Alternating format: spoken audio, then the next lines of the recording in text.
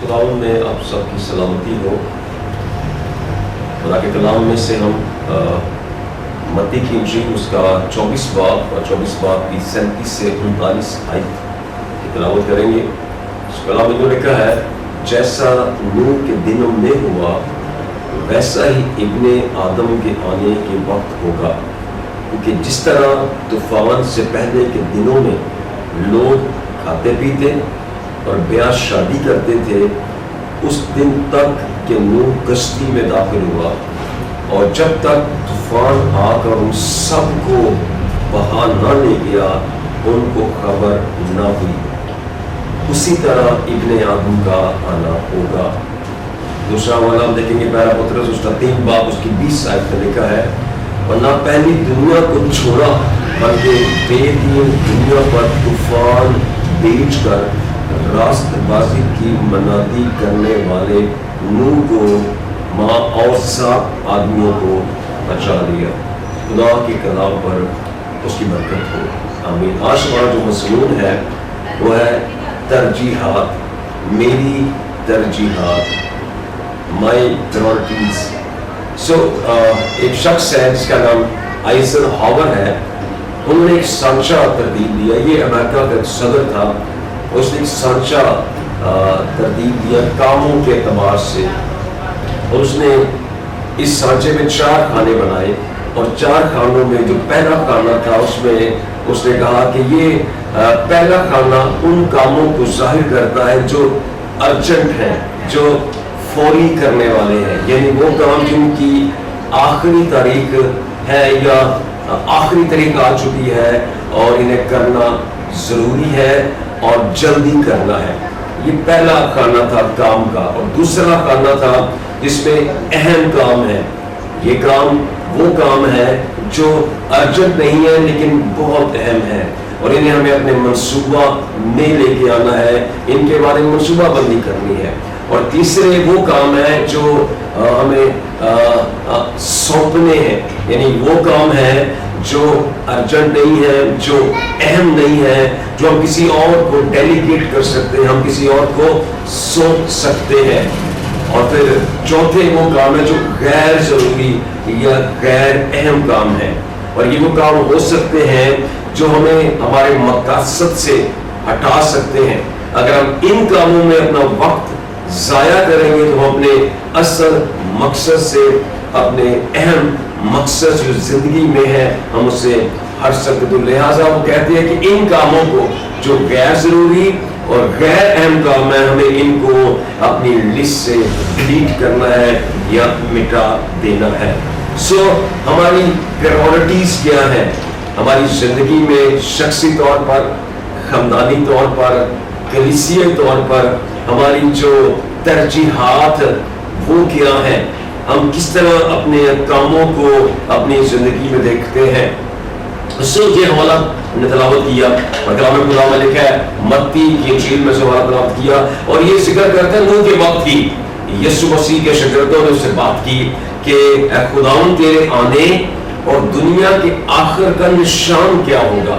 तो यीशु ने एक लिस्ट बयान कर दी, मेरे आने से पहले भूचाल आएंगे, सल्तनत पर चढ़ाई करेगी और जगह जगह काल पड़ जाएगा, बहुत से कामों की लिस्ट यीशु ने बताई। फिर आखिर में यीशु मसीह ने ये कहा, यीशु ने कहा कि जब तक इस खुशखबरी की मनादी तमाम दुनिया में ना हो जाए, यानी सब कौमों में गवाही ना हो, खात्मा ना होगा।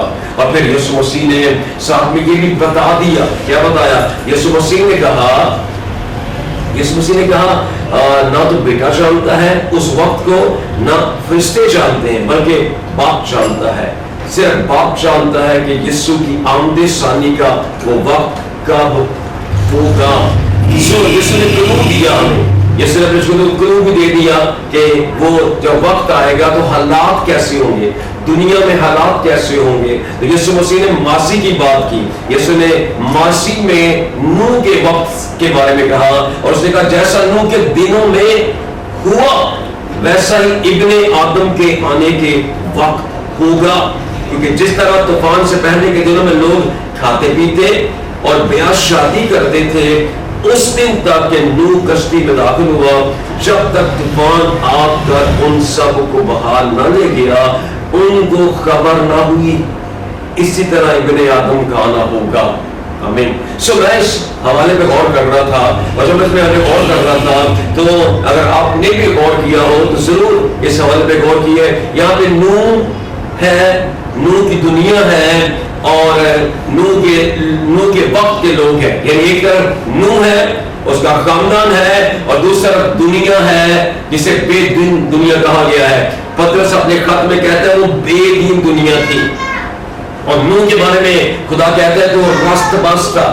نوح کی گواہی خدا دیتا ہے کہ وہ اپنے زمانہ کے لوگوں میں بے عیب تھا، اور خدا کے ساتھ ساتھ چلتا تھا، اور وہ راست باز تھا، وہ خدا کے ساتھ چلنے والا ہے۔ اور یہاں پر ہم نے غور کیا تو یہاں ہم دیکھتے ہیں ایک طرف نوح ہے اور ایک طرف بے دین دنیا ہے۔ اور یہاں پہ جب ہم نوح کو دیکھتے ہیں، اور جب خدا نے دیکھا، کلام میں لکھا خدا نے زمین پر دیکھا اور انسان کی بدی بہت بڑھ گئی تھی، اور انسان کے دل کے تصور برے تھے، اور خدا نے اپنے دل میں غم کیا، اور خدا معلول ہوا، اور خدا نے کہا کہ میں اس دنیا کو ختم کر دوں گا، اس دنیا کو مٹا دوں گا۔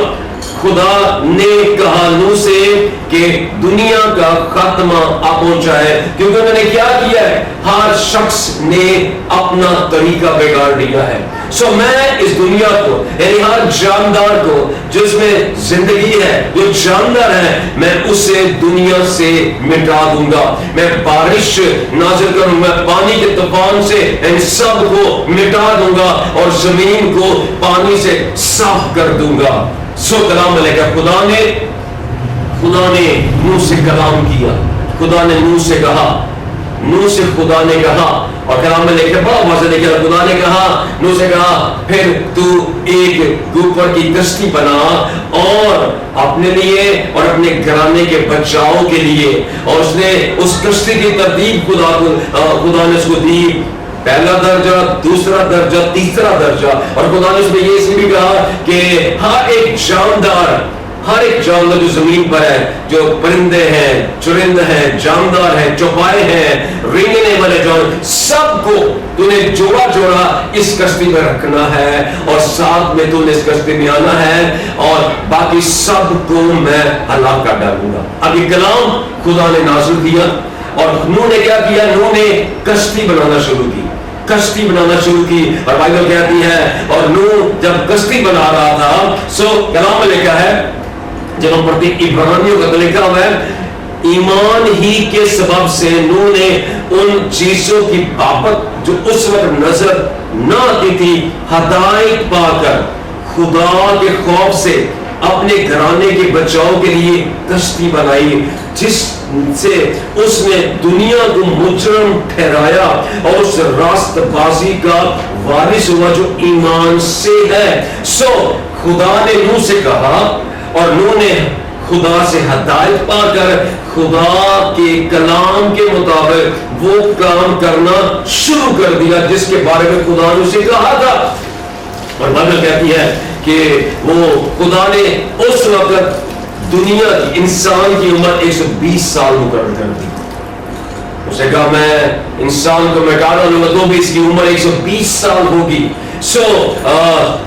120 سال خدا نے انسان کی عمر مقرر کی، اور کلام میں لکھا ہے کہ نوح کشتی بنانا شروع ہو گیا، اور اس کی فیملی اس کے ساتھ کشتی میں بنانے میں شریک ہو گئی۔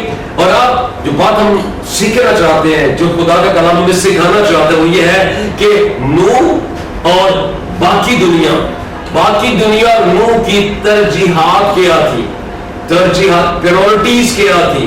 نوح کے لیے فوری کرنے والا کام کیا تھا، نوح کے لیے اہم کام کیا تھا، اور اس دنیا کے لیے اہم اور فوری کام کیا تھا۔ اور جو ہم نے حوالہ تلاوت کیا متی 24 باب میں لکھا ہے جیسا نوح کے دنوں میں ہوا ویسا ابن آدم کے آنے کے وقت میں ہوگا، کیونکہ جس طرح طوفان سے پہلے کے دنوں میں لوگ کھاتے پیتے اور بیاہ شادی کرتے تھے، اس دن تک کہ نوح کشتی میں داخل ہوا۔ نوح کی ترجیحات کیا ہے؟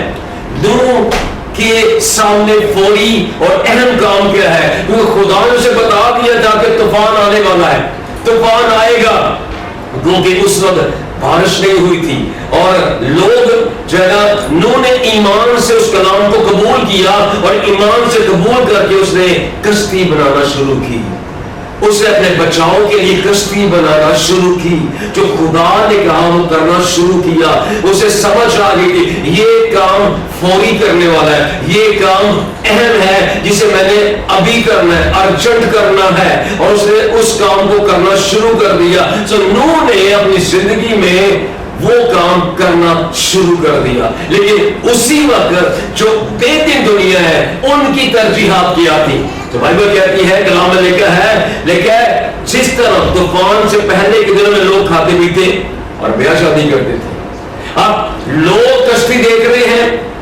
جب ہم ہسٹری پڑھتے ہیں تو ہم یہ جانتے ہیں کہ نوح کو مذاق کیا گیا، نوح کو ٹھٹھوں میں اڑایا گیا کہ یہ بوڑھا کیا کر رہا ہے، نہ اتنا پانی آئے گا، اتنی بڑی کشتی بنے گی۔ لیکن غور کریں کہ نوح کی زندگی میں خدا کے کلام کی ترجیح ہے، وہ خدا کے کلام کو پہلے نمبر پر اس نے اہمیت دی ہے، اور خدا نے کہا ہے کشتی بناؤ، وہ کشتی بنا رہا ہے۔ لیکن باقی دنیا کیا کر رہی ہے؟ ان کی زندگی میں ترجیحات کیا ہے؟ کیا ترجیحات ہے؟ لکھا ہے وہ کھاتے پیتے اور بیاہ شادی کر رہے تھے، کھاتے پیتے۔ یہ دو کام غور کر کے جسم کے کام ہے، کھانا پینا، شادی بیاہ کرنا ضروری ہے، لیکن یہ جسم کے کام ہے۔ اور یہاں پہ اگر غور کریں تو لکھا ہے نوح منادی کر رہا تھا، جب پطرس کے خط میں لکھا ہے اور نہ پہلی دنیا کو چھوڑا بلکہ بے دین دنیا پر طوفان بھیج کر راست بازی کی منادی کرنے والے نوح کو، وہ راست بازی کی منادی کر رہا تھا، وہ کشتی کے وسیلہ سے منادی کر رہا تھا، اور کلام میں لکھا ہے کہ اس کی منادی پر کسی نے توجہ نہیں دی ہے، کیونکہ ان کی زندگی میں جو ترجیحات کی فرق تھی، وہ کھانے پینے میں مصروف تھے، وہ بیاہ شادی میں مصروف تھے، وہ دنیا کے کاموں میں مصروف تھے، اور نوح جو خدا کے کلام کے مطابق راست بازی کی منادی کر رہا تھا، وہ اس کو ٹھٹھوں میں اڑا رہے تھے۔ سو آج بھی دنیا ایسی ہے، یسوع نے کہا میرے آنے سے پہلے دنیا کی حالت ایسی ہوگی جیسا نوح کے دنوں میں ہوا، ویسا ابن آدم کے آنے کے وقت میں ہوگا۔ مگر لوگوں کی ترجیحات کون سی ہوگی؟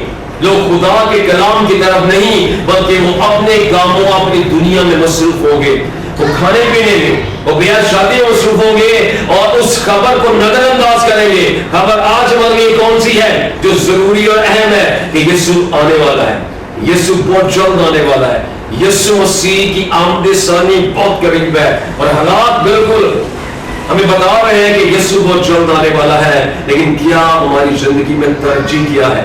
خدا کا کلام پہلے نمبر پر ہے، خدا کی آواز سن کر ہم فوری عمل کرتے ہیں، یا ہم اس بے دین دنیا کی طرح خدا کے کلام کو رد کیے ہوئے، کلام چھوڑ دیا ہے اور اپنے کاموں میں مصروف ہے؟ غور کریں ہماری ڈیلی لائف میں ہماری ترجیحات کیا ہے؟ کیا ہم خدا کے ساتھ وقت گزارتے ہیں؟ کیا ہم خدا کے کلام کے وقت گزارتے ہیں؟ کیا ہماری زندگی میں چرچ جانا اہم ہے، فوری ہے؟ کیا دعا کرنا ضروری ہے ہماری زندگی میں، یا ہم بس دنیا کے کاموں میں مصروف ہے؟ جیسے نوح کے وقت کی دنیا اپنے کاموں میں مصروف تھی، اور کلام میں لکھا ہے اور جب تک طوفان آ کر ان سب کو بہا نہ لے گیا انہیں خبر نہ ہوئی۔ آج بھی دنیا بے خبر ہے، یسوع بہت جلد آنے والا ہے۔ غور کریں کہ ہمیں کن کن چیزوں نے اپنی طرف توجہ میں ڈالا ہوا ہے۔ بہت سی چیزیں ہیں، اس دنیا کی چیزیں ہیں جنہوں نے ہماری توجہ کیچ کی ہوئی ہے، ہمیں خدا کے کلام کو پیچھے رکھا ہوا ہے، اور ان سب چیزوں کو ہم نے آگے رکھا ہوا ہے۔ لیکن خدا کے کلام میں لکھا ہے نوح کے وقت میں نوح کی ترجیح کیا تھی؟ نوح نے سب سے پہلے درجے میں خدا کے کلام کو رکھا، اور اس کام کو رکھا جو ضروری تھا، فوری کرنے والا تھا۔ اگر ہم وہ کام جو فوری کرنے والا ہے ہم نہیں کریں گے हलाक हो जाएंगे, बर्बाद हो जाएंगे। फौरी काम करने वाला क्या? शायद हम में से बहुत से लोग हैं, कलाम सुन रहे हैं, कई सालों से सुन रहे हैं, चर्च भी जा रहे हैं, लेकिन अभी तक डिसीजन नहीं लिया कि मैंने यीशु को कबूल करना है, मैंने यीशु को अपनी जिंदगी देनी है। वो टालते रहते हैं, डिले करते रहते हैं, कल कर लेंगे, परसों कर लेंगे। लेकिन नूह के वक्त के लोगों को, लेकिन वो मसरूफ थे अपने कामों में, उन्हें खबर ना हुई और लेकिन वो हलाक हो गए। आए जो जरूरी काम है, जो अहम काम है, हम पहले उसे करें। नूह ने फौरी काम किया, कश्ती बनाई, 120 साल लग गए कश्ती में, और क्या है, उसने उस कश्ती को बनाकर अपने खानदान को और अपने आप को बचा लिया। आज भी इब्ने आदम के आने से पहले हमें पहला काम पहले करना है, और पहला काम क्या है? हमें उसको अपनी जिंदगी में कबूल करना है, और फिर हमें दुनिया को खबर देनी है, जो बेदीन दुनिया है, कि यीशु आने वाला है, और उसे कबूल करो ताकि हमेशा की जिंदगी के वारिस हो जाओ। उस हमारी तरजीह क्या है? हमारी जिंदगी में तरजीहात क्या है? आइजनहावर ने जो सांचा बनाया उसमें 4 खाने थे। अहम फौरी काम, अहम काम, वो काम जो डेलीगेट की वजह से सौंपे जा सकते हैं, और चौथे काम जो गैर जरूरी और गैर अहम काम है। आज हम बहुत सा वक्त गैर जरूरी कामों में गुजार रहे हैं, वक्त जाया कर रहे हैं।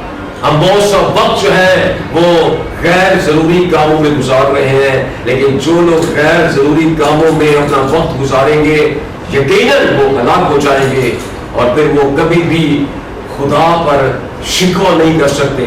जिस तरह नूह के वक्त में खुदा ने दुनिया को 120 साल दिए, आज भी खुदा में वक्त दे रहा है। कलाम में क्या पतरस कहता है, खुदा अपने वादों में देर नहीं करता जैसी देरबाज लोग समझते हैं, बल्कि तुम्हारे बारे में तहम्मुल करता है, क्योंकि वो किसी की हलाकत नहीं चाहता है सबकी तौबा तक नौबत पहुंचे।